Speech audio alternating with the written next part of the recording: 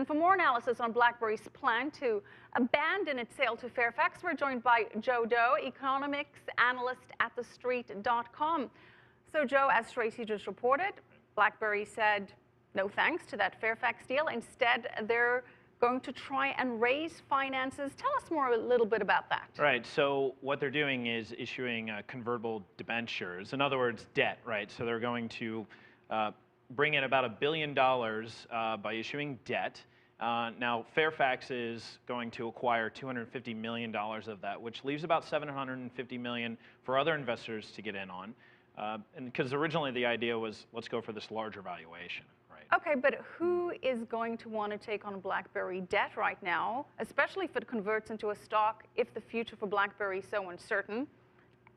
Right. Well, there are investors who still believe that there's value in this company, right? So there are good patents.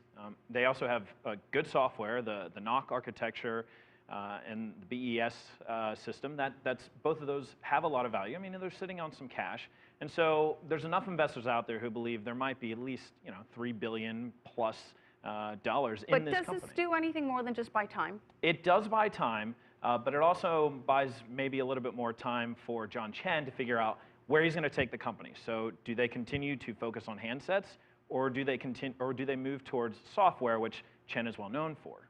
Well, John Chen, the big turnaround king, what can we expect from him? I think the first thing we can expect from him is that he is going to focus on the software. And so he says, okay, listen, the NOC software used by so many major corporations, the BES, that system, the enterprise system, used widely. I mean, there's still 60 million subscribers to Blackberries. You're looking at one of them.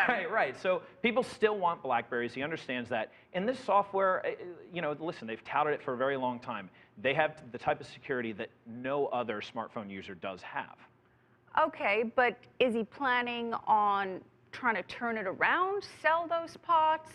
What can we envision? We know there's value here, but what do you think his master plan could be? Right. When you look through a lot of the research notes given by different analysts covering BlackBerry, it does seem like it's kind of the sum of the parts, right? So nobody jumped to the idea of buying BlackBerry in its entirety into private holding. And so the idea is, listen, we've still got valuation in our patents.